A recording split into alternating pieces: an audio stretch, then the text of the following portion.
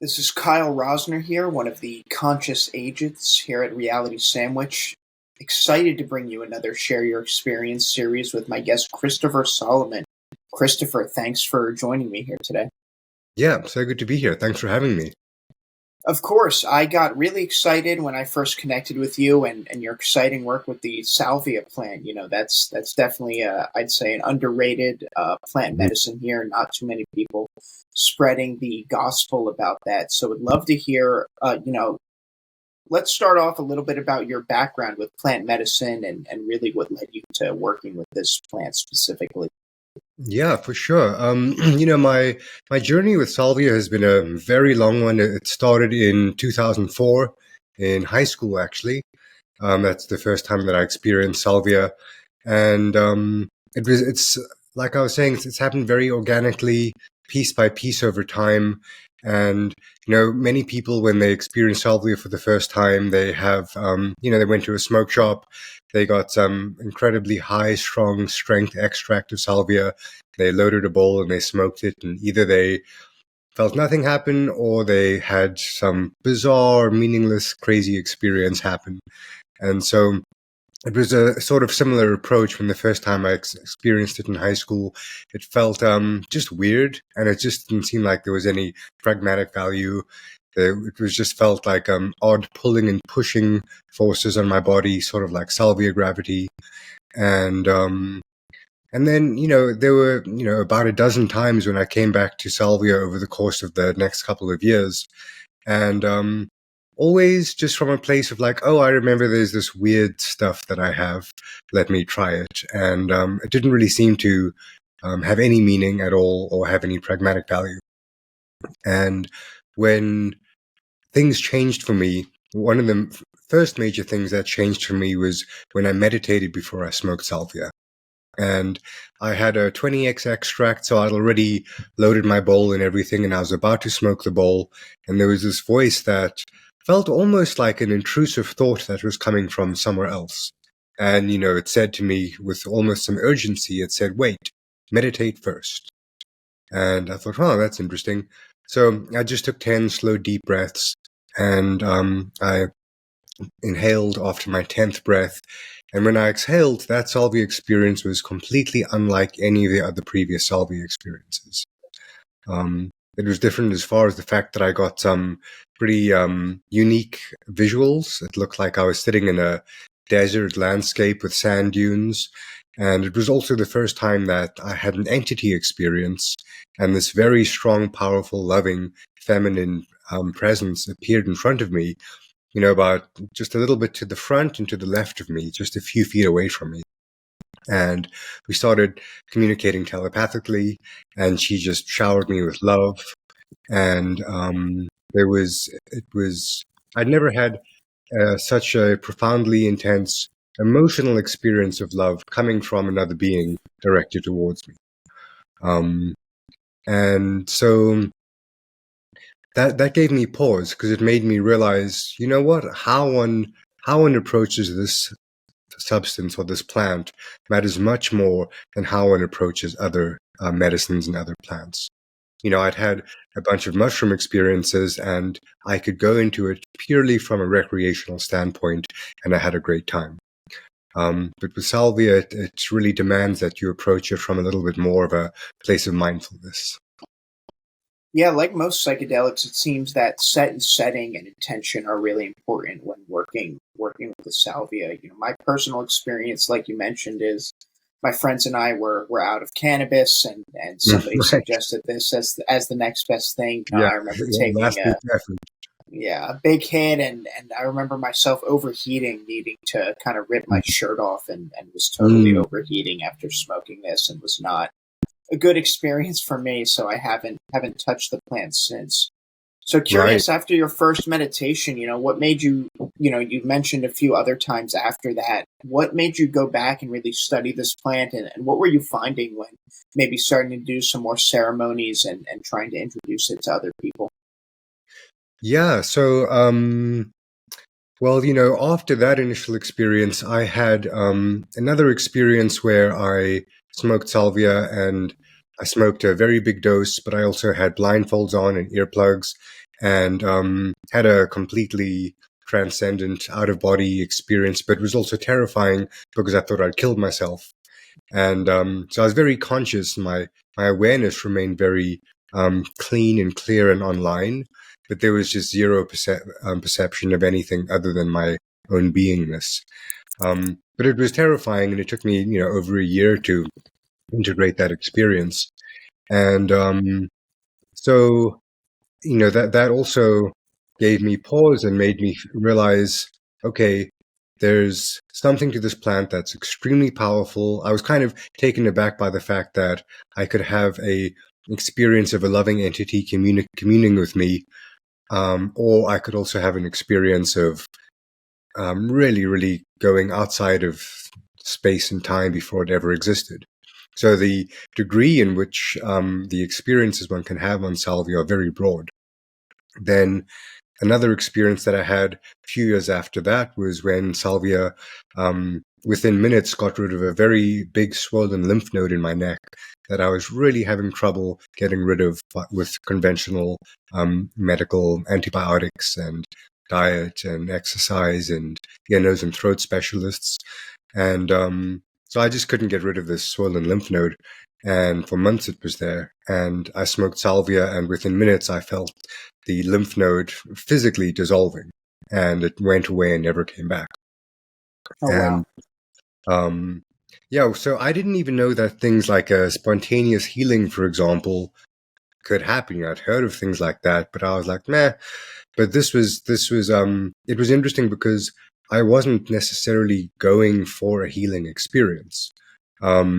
It just came to mind like, oh, smoke salvia. It's been a long time. So I smoked salvia, and boom, the swollen lymph node was away. It was actually quite amazing because I was massaging it. And as I was massaging it, I felt it dividing in half and in half and in half, like a cell dividing and getting smaller and smaller and smaller until it just felt like little grains of sand. And then it just kind of all cleared away. And then it remained gone. And so, that really made me recognize, okay, not only is this plant very strong and powerful at altering our perception of consciousness in space and time, but it also seems to work very intricately and closely with the physical body. It was only after that I found out that in the Sierra Mazateca mountain ranges outside of Oaxaca, the curanderos there use salvia specifically for healing physical illnesses. Oh, wow. So you've traveled down to the authentic, I'd say, salvia growing areas. I'm curious. I haven't researched this too much. Curious where the plant originates from and its authentic ceremonial uses. Well, the way that it's used ceremonially is this: the fresh leaves are chewed, which is something called a quid. So there's multiple routes of administration. You can chew the fresh leaves. You can also chew the dried leaves. You can smoke the dried leaf. You can make a tea out of the dried leaf, but that's very weak. That's more for increasing the vividness of one's dreams. It's very good at that, and it's very good for insomnia. Or one can make a concentrated extract. And so people will see this when they go to smoke shops and online vendors. They'll see like 5x, 10x, 20x extract. And what that means is it's like 5 grams of leaf. 5x will be 5 grams of leaf. You extract the salvinorin out of that, and then you reinfuse that back on 1 gram of leaf. And 10x similarly would be 10 grams of leaf back on 1 gram of leaf. So it just makes it very, very potent and very concentrated. And there's almost no need to do that because the plain leaves in and of themselves, they can be smoked and be plenty strong. So that's something that I think it's kind of interesting that when salvia was introduced to the West, it was introduced in these highly concentrated extracts. When there was really no need for that either. Like cannabis, does salvia have different varietals that are shown to benefit different things, or are we talking about just one strain of this plant that's popular and grown? There's a few strains. The most common strain is It's called Wasson-Hoffman. That was first identified by R. Gordon Wasson, the mushroom guy, and Albert Hoffman from LSD. So they were down in the Sierra Mazateca together, and they got a live sample of a plant, and so then they just named the strains after themselves. There's some other strains as well. And let's see, your vision went away. I'm wondering if you're still on the call here.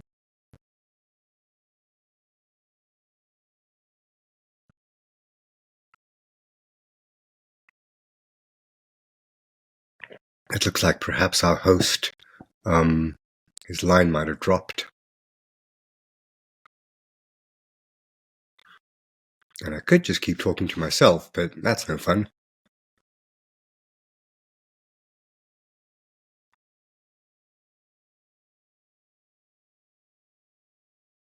Okay. Oh, there you go. Yeah, Welcome wonderful. back. I was curious as well. You mentioned a salvia tea for increasing, dream vividness. Could you talk about your experience with that and what you've heard from people you work with? Yeah.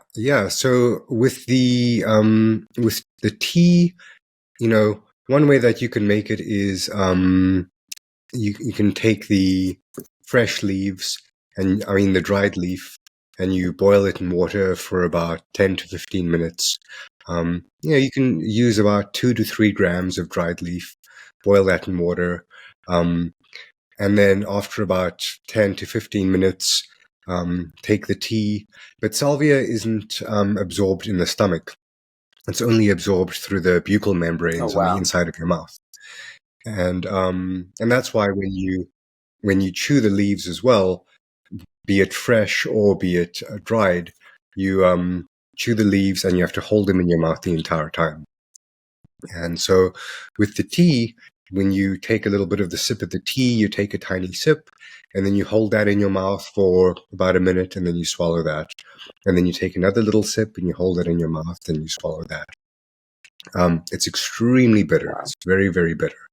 So one way that you can cut that bitterness is adding a little bit of salt.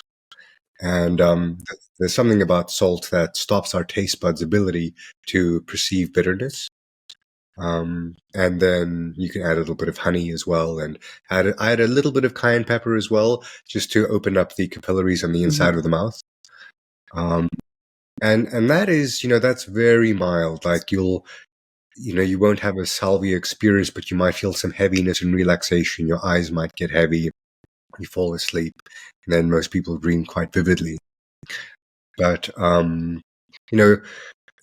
to this point of your earlier question about how I'm working with salvia now with people is because it is such a body-based medicine.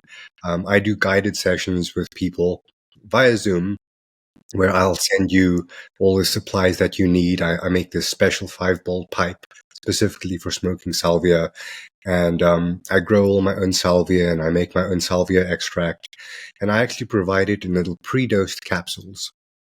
And so then I do these guided sessions via Zoom while incorporating aspects of somatic psychotherapy. And it looks like I lost you again.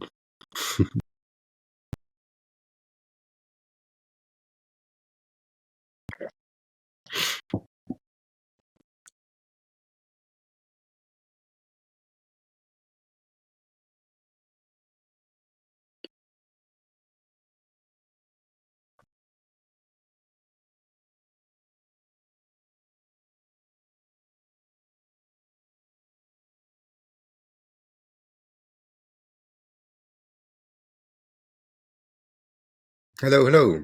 Yeah, sorry. I might drop in and out. It's still recording. My Wi-Fi here is just a little Okay. tough. Yeah, it You looks like had mentioned you had last I heard you create a specified pipe for your patients that you work with, and you grow all your own salvia. Yeah, and I make the salvia extract I send it in little pre-dosed gel cap. And, so a session is smoking 5 bowls over about the course of an hour. Sessions are generally 2 hours in length. And so We smoke 5 bowls in a session, and each bowl is just enough to feel something, but it's not enough to be too strong. And then Wonderful. I incorporate aspects of somatic psychotherapy into that as well, because it is such a body-based medicine, and you're not going to have changes in your thinking the same way that one might with cannabis, or mushrooms or MDMA. Salvia is much less based on, it's much less about a story of ourself, and it's much more about fully feeling yourself in the present moment. And, people say on Salvia that there's this feeling of like the eternal now moment. But one's awareness remains very acute and clear and clean on Salvia. So I can give like a whole slew of stories about use cases about how Salvia. Yeah, please. Would love to hear, some of your use cases. And again, I really like this healing component to it. I feel here in the States, again, people are turning to it as some sort of cannabis alternative at first. People are comparing it to cannabis, and it sounds like it's really not that at all. Yeah, not at all. Not at all. And that can be tricky because sometimes people smoke salvia looking for cannabis-like effects or looking for DMT-like effects, but one actually ends up then missing out on a lot of what is actually there and what's actually available for one. And so, the use cases are wide. It's a very potent antidepressant. It's a very powerful painkiller as well. If you have intestinal inflammation or pain in the gut, it's very good with intestinal inflammation. If one gets painful menstrual cramps, it's useful for that as well. And then it's quite anti-inflammatory as well. So it affects the kappa opioid receptors in the brain. And so there's the mu opioid receptors, and those get activated by things like hydrocodone or Vicodin or heroin or all of those substances or opioids in general will affect that area of the brain. And then there's the kappa opioid receptor system, which is much more intricately tied into your immune system and our regulation of consciousness.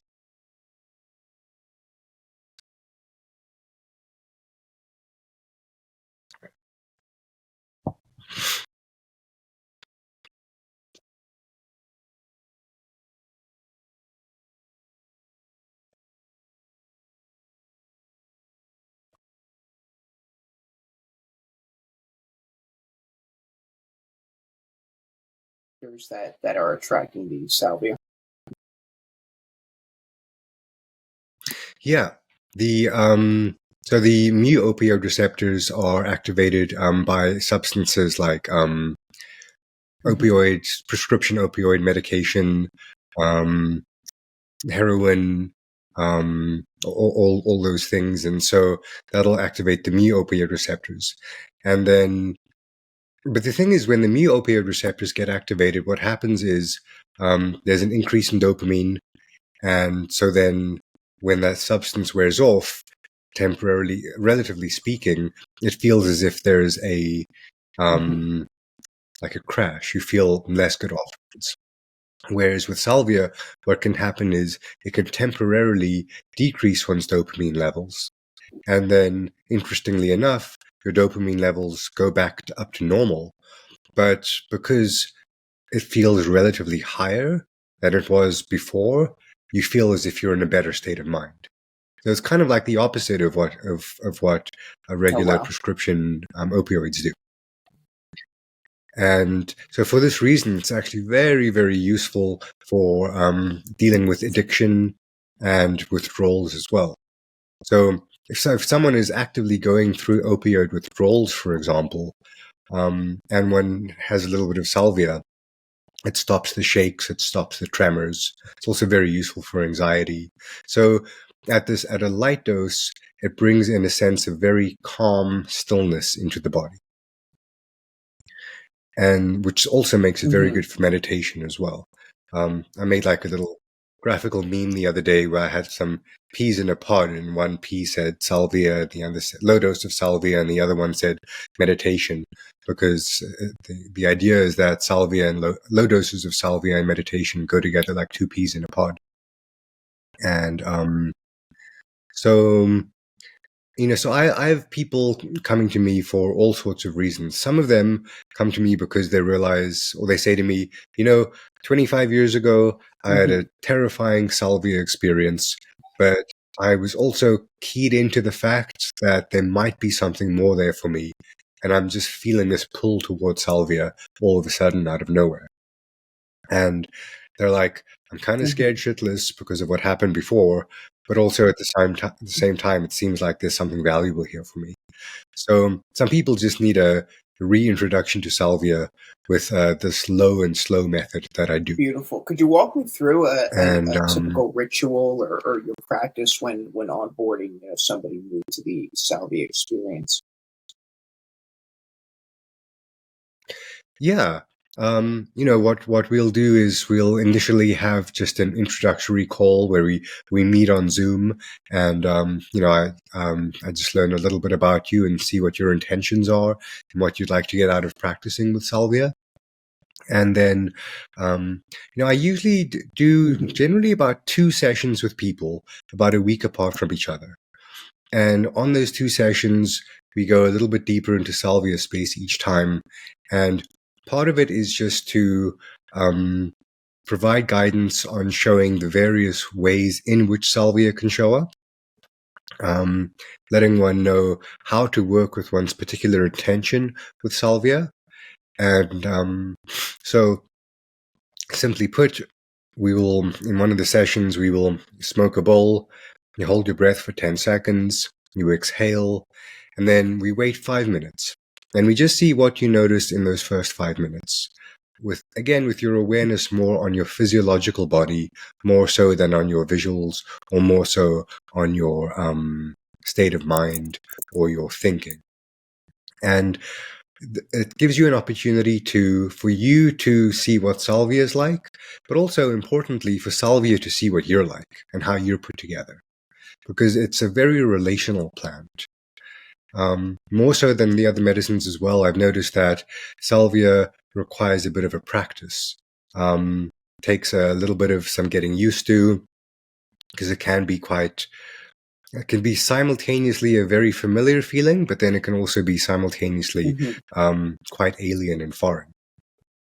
And so we, smoke a bowl, see what happens, and then if you want to go a little bit deeper, we'll move on to the next bowl.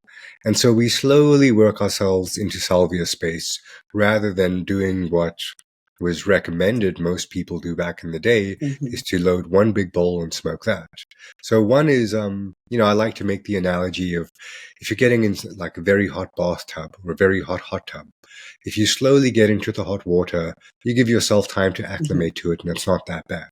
But if you just jump in, you'd instinctively want to jump straight back out, because it would be too much stimulus for the body, and you wouldn't have time to ease into it.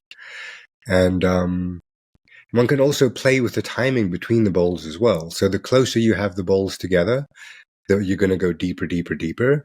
Or you can smoke a bowl, go into the experience, see what that's like, engage with it, get some pragmatic guidance, and then kind of come back to baseline. And then smoke another bowl, go a little bit into that, experience that. So there's this pendulating back and forth where you go into the experience, feel it out a little bit, and then come back. And this going in and coming out sends a message of safety to the body that lets the body know, hey, this isn't something that's permanent. This is something I can just dip my toes in, see what it's like, and then come back to myself. And, then as far as the guidance on my side is concerned, I'm not guiding as far as people might think of like a guided meditation. I'm not saying close your eyes and envision a doorway and walk through the doorway and now focus on this. I really like to give space to the three of us to work together, you, me, and Salvia, and see what comes up organically, where the natural flow of the experience wants to go. while still keeping in mind what the intention is. But I'm not very dogmatic about how I work. And the reason why I generally just do a few sessions with people is because then after that, people feel pretty confident that they're ready and able to start exploring on their own. And so, my goal, aside from being here to help introduce you to your Salvia practice, is to then set you up for success so you can have your own Salvia practice and use it whenever it is needed. And that's another thing as well. Everyone finds their own use cases for what they'll want to go to Salvia for. Initially, it seems as if there's quite a few archetypal experiences that people go through. But after you have those archetypal shared experiences, the Salvia experience becomes a lot more private, a lot more intimate. There's a secrecy to Salvia as well. People realize that the more they work with Salvia, the less they want to talk to people about it. So there's something about getting into a more intimate relationship with Salvia over time leads us to getting into a more intimate relationship with ourselves. And that self-intimacy that we foster through our Salvia work leads to us just taking better care of ourselves. And if people aren't getting their Salvia that you personally grow and caretake for, what can somebody look for in a good product out there? And how do they determine, what's good for their ritual? Right. So, the shameless plug, my Salvia is available on my website, salviahealings.com. And so I'd be more than happy to help supply people with this very good quality medicine. One thing to look out for, though, if you do use other vendors, especially at the higher strength extracts, is you don't really want the Salvia to be dark black. Because that means that during the extraction process, they really did a shoddy, pretty lazy job where they didn't remove a lot of the tannins and tars and chlorophyll and lipids. And there's a whole bunch of things that they kind of leave when they do crude extracts. And so that kind of leads to an experience where one gets a little bit more grogginess afterwards, or one might get a little bit more of a headache afterwards. And so when I do my Salvia extractions, I take most of that. I take all that stuff out. It makes it a lot more time intensive. The yield is a lot lower as well because one's not factoring in the weight of all those other things. But it just makes a much better quality product. And again, your preferred method of intake is the smoking. That's the best for absorption and the ritual. It's the easiest. It also lets one be able to talk during the experience, because it's difficult to talk when you have a mouthful of salvia leaves. And it's also one notices more when one smokes it initially than when one chews it. And so now with salvia, compared to other substances, the interesting thing about it is there's reverse tolerance. So you need less of it over time. And so one gets a little bit of a sensitivity to salvia, which is great because that means that you don't have to keep increasing your dosage over time. And so I like to introduce people through the method of smoking, mainly because it's much more consistent, it's much more reliable, it's much more standardized. And one can really, get up and running with it very well like that. That being said, chewing it is also a really wonderful way of using it. And I'm also working on developing a quid. So quid is what they call when you're chewing salvia. And so I'm working on an enhanced quid where you don't have to have as much leaf in your mouth. So you can have a chewed leaf experience without having a bunch of material in your mouth. So that's something that's in the works, because the chewed experience is quite wonderful as far as the fact that, it lasts an hour to an hour and a half versus just a few minutes per bowl. So you can really spend more time in the salvia experience. I find the afterglow lasts a little bit longer, and it just comes on more slowly, and it just gives you more of an option to explore that realm. And so I find there's different use cases. If I feel like I want to do some sort of focused, clear work, like something around emotional regulation or something around figuring out a problem in life, then I will smoke it. But if I want to take my time and explore, then I'll chew it. Something I wanted to ask as well is, do you recommend people grow their own salvia at home? How easy of a plant is it to manage? Again, it's not cannabis, but somebody growing their own cannabis plant is much more of an endeavor than say buying For plant from a sure, shop. yeah. So Yeah, curious yeah. the process that grows into that. Yeah, so the one thing is, so salvia can only generally be spread by taking a cutting of a plant. So you propagate it, where you take a plant and then you take a cutting of it and then you root that and then you put that in soil, and so you can clone it that way. It very Mm-hmm. rarely goes to seed. So if you see someone online selling salvia seeds, it's probably a scam. Mm-hmm. Um, Also, sometimes people go to Home Depot and they say, "Oh, salvia seeds," and because it says that Home Depot sells salvia seeds, that's not the right type of salvia. There's almost 1,000 different types of salvia, Mm-hmm. and so like cooking sage is one, Salvia officinalis. Rosemary is actually a type of salvia, Salvia rosmarinus. So there's all sorts of different types of salvia. So, for growing purposes, if you see someone online saying that they're selling salvia seeds, it's probably not true. And when salvia does go to seed, only like less than 2% of the seeds are actually viable. Oh wow. Yeah. And so it's pretty rare to get a new genetic strain of salvia. And this kind of goes back to the question that you were asking earlier on about, these different strains that have different names. So essentially, if you were to get a salvia plant, and if it would go to flower and go to seed, and if you were actually lucky enough to get one of those seeds to germinate, that would be a new genetic variety of Salvia divinorum. And then you'd get the option to name it whatever you'd like to name it. So there's some strains that like Kathleen Harrison has named. There are some other ethnobotanists out there who have gotten their own salvias to seed, and they've named those.